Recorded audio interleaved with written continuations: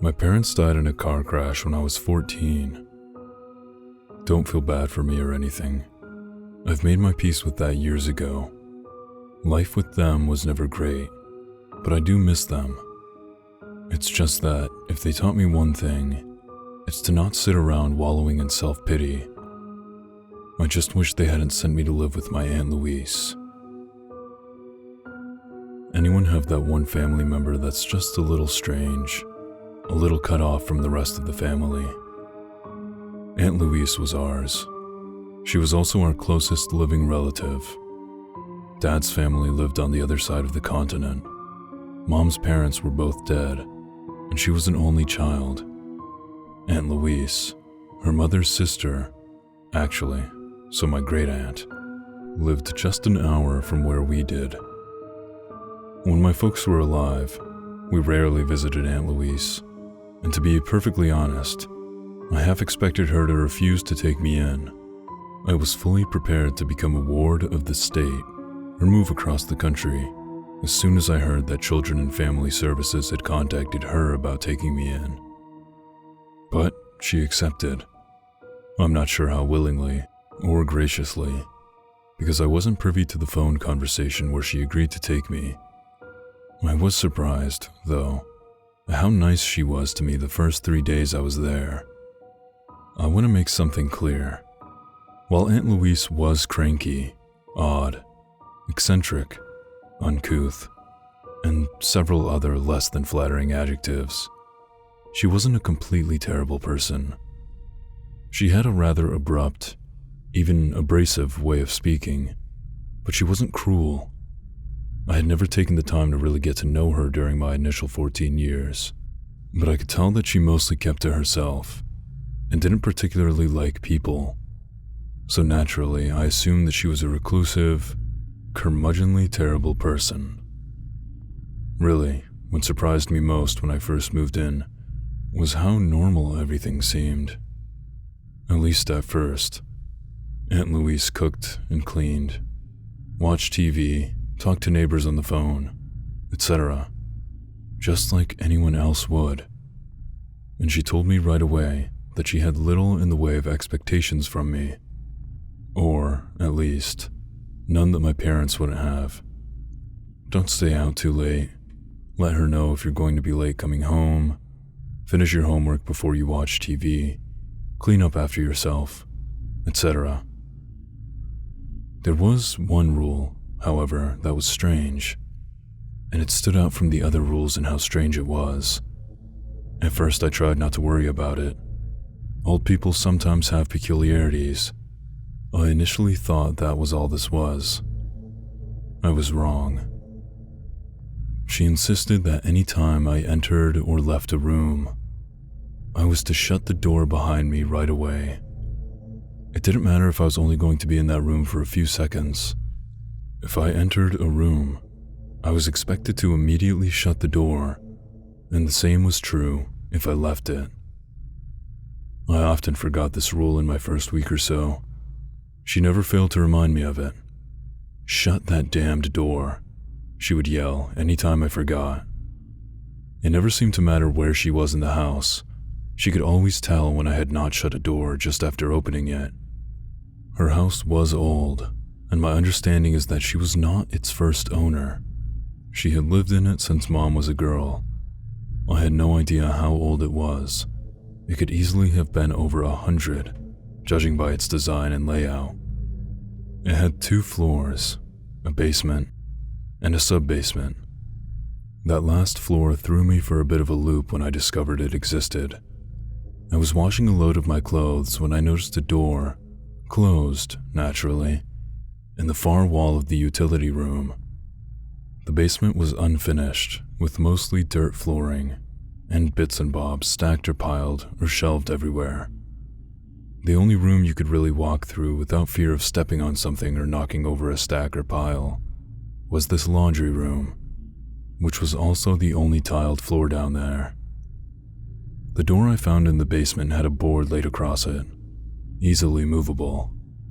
It was as if Aunt Louise wanted a border there but not one that she couldn't get past if need be. My curiosity overtook me the second time I saw it, and I slid the board away from the door and tried it. It was locked. This didn't strike me as all that strange right away. That is, until I realized that this was the only room in the house, other than the doors leading outside, that Aunt Louise kept locked. I asked her about it one day. She was cooking. "The door in the basement," she answered. "That's the sub-basement. Not much down there. I mainly keep my preserves down there. It's cool enough for them to keep." "Right," I answered. This didn't really explain why she kept it locked. "So if I ever wanted to take a look around down there, for the love of Christ, boy, why would you want to do that?" I noticed with that response that her face had changed. Aunt Louise mostly wore the same expression, a scowl like someone had just tracked mud onto her freshly shampooed carpet. Again, she wasn't as nasty as her expression indicated, but it was the expression she was most used to making, apparently. But when she responded to my desire to see what was behind that door, her eyebrows raised and her mouth quivered for just a second before answering. It was so slight, others might not have noticed it, but by that time, I knew enough about Aunt Louise to equate that with a scream of horror. I knew then that I had to see what was behind that door. I've always been a curious type, you see.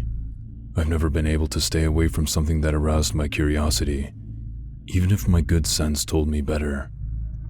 I wanted nothing more after that than to see what was in that sub-basement. But how was I to get around the lock? That was going to be an issue. Aunt Louise kept all her keys on a single ring. There weren't that many of them, but I figured if the door to that sub-basement was anywhere, it was there. I just had to find a way to take it from her. This turned out not to be so simple. For one thing, it was not possible to get around the house without being heard. I couldn't sneak from my bedroom to hers in order to sneak the keys without opening and closing all doors in between us. Mine, the door in the far part of the hallway, and hers. Believe me, even if I simply left all doors open, she somehow knew. I once had to go to the bathroom in the night, and I forgot to close the hallway door. I had just made it to the bathroom when I heard her yell, even while asleep, "Shut that damned door." I hurriedly turned back and went to close the hallway door, forgetting to close the bathroom door, and I heard it again, "Shut that damned door." For that matter, Aunt Louise's room had a squeaky door that also had a catch to it, so when she opened it, it sounded like a creak.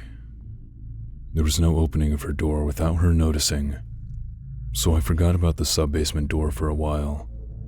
I placed my curiosity on the back burner and just tried to get along with the taciturn old woman for a while. Life got a bit easier. As long as I remembered to keep all doors shut at all times, the two of us got along famously. She didn't get in my face about things, and I didn't get in hers. It was a pretty silent house, but one that I got used to living in. I didn't even think it strange anymore that every part of the house that one accessed through a door always had its door shut. It would have struck me as more odd if any doorway was ever left open. Which brings me to the day Aunt Louise fell asleep while watching The Price is Right. It was a summer day, and pretty hot. Louise was slightly less worried about windows being open than doors, but she still tended to only open one at a time. And today, she had just one open, one that wasn't doing much at all to cool down a boxed-in house that had zero room for airflow, thanks to Aunt Louise's chief eccentricity. So naturally, she fell asleep, and I saw my chance. Her purse was at her feet. I was sitting in the chair directly beside hers, reading an Avengers comic book and trying to ignore the repeated calls of, "Come on down," from the TV. I looked over at her, and saw that she was in a deep doze. Her hearing wasn't the greatest even when she was awake, though she was far from deaf, but I figured in her snooze there would be little chance she would hear the tiny noise of me rifling through her purse. I found her keys almost immediately and headed for the stairwell. If she woke up when I opened the door, I would just claim I was doing a load of laundry, but she was unlikely to wake up unless I forgot to close the door, which by now, I never did. I headed down the stairs, for some reason tiptoeing even though I wasn't yet at the place I had been shut out from. I felt absurdly guilty, despite the fact that Aunt Louise had never expressly forbidden me from doing what I was now doing. The door to the basement was closed, of course, but unlocked, as always. I ducked through and closed it, waiting a few minutes, listening for a shifting of Aunt Louise's frame in her chair, indicating she was getting up, or perhaps her voice calling to ask why I was in the basement. Quietly, I crept for the laundry room, opened the door, and closed it just as quick, slipping inside. I felt around for the pull chain, and pulled it. Low, eerie light flickered through the room. I had never thought of the lighting in here as eerie before, but I did now. There was something about this entire endeavor that felt wrong, but my curiosity overrode my sense of caution. I crept toward the door and slid the board away from it. Aunt Louise had apparently put it back in place after the last time I had done this. The question of why she had done so played in my brain for a moment, but I ignored it and brought out the key ring. I found the right key on the third try and heard a loud chuck of the lock sliding away. I froze, heart beating in my chest, waiting to hear a cry from upstairs. Nothing. The door opened silently as a ghost. There wasn't any light to illuminate the staircase beyond. I didn't even see a chain pull for the light on the stairs. My brain was screaming at the rest of my body to turn around and forget this little adventure, but I paid it no heed and crept down the stairs, feeling along the wall for guidance. It turned out there was a tiny amount of light coming through vents in the ceiling. It wasn't much, but I could see that there was a pull string light just a few feet from the foot of the stairs. Stupid place to put it. It should be right at the landing. But I walked down what appeared to be a fairly compact hallway and pulled the string. If possible, the light that flickered on was lower than the light from the laundry room. I could barely tell I turned it on. I looked around and saw that, indeed, Aunt Louise did have rows of preserves down here. I was somewhat disappointed at the mundane answer to the mystery. For a moment, it seemed that the secret sub-basement was exactly what it was supposed to be. Except, I could feel a puff of a warmish breeze that should not be possible down in the hard-packed earthen walls and cooler, subterranean air. The sense of wrongness was still there, and still strong, and I realized that the long row of shelves holding jars ended in a doorway at the end. A doorway that didn't have a door. I crept forward, arms in front of me, stepping carefully. The room beyond the door was dark and smelled musty. I couldn't feel the source of the slightly warm air that was brushing against my skin, but I was noticing that the closer I got to that room, the warmer the air became. By the time I was at the mouth of the tunnel, somehow I had started thinking of this place as a tunnel by this time. The air wasn't just warm, it was humid, fetid. The smell went from musty to moldy to something even worse. I was assailed by that sense of wrongness stronger than ever. I had to get out of here. Why was I walking even closer? There wasn't much light, but I could see the outline of another door on the other side of the room. It was ajar. Seeing a door ajar in Aunt Louise's house felt like seeing a shattered window in anyone else's. It was wrong. It was not meant to be. But then, I wasn't precisely in Aunt Louise's house anymore, was I? This tunnel was not built for this house. I knew that in my soul. It was here before, long before. This was a place that had only become attached to Aunt Louise's house by short-sighted builders, unaware of what they had unearthed, what they should have left buried. It took me a moment to realize that the room beyond, the very room I was about to step into, was moving. The light was too dim to really see what was happening, but there was motion beyond it. Unceasing, slow, lazy motion. All along the walls, the floor, I could hear a slight squelching noise from its every corner.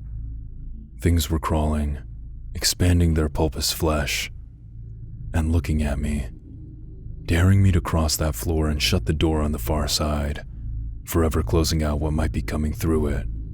I heard sucking sounds. Some formless, gelatinous presence stretched and flexed in the darkness. In that moment, a sense of understanding came to me. I was not the first person to stand at this door that could not be closed. I was not the first person to see that other door, the one that was not meant to be, standing open on the other side, and knowing that it always would, until someone worked up the courage to cross the threshold and close it. Aunt Louise had not had the courage, so she had fled and kept every door in her house closed at all times, hoping against hope that keeping her doors closed at all times would alert her when whatever was beyond that damn door finally came for her. I didn't have the courage, either. I turned and fled, and never looked back. When I was 16, I moved out of Aunt Louise's house and into a halfway home. Once I was 18, I got a job upstate and moved there. I never went back to Aunt Louise's and never called her. I tried hard to not even think about her. But I haven't been successful. I still think back to the day I stood at that doorway, about the squelching, wriggling things that waited in the dark. And I wonder if Aunt Louise ever found the strength to cross the room and shut that damned door.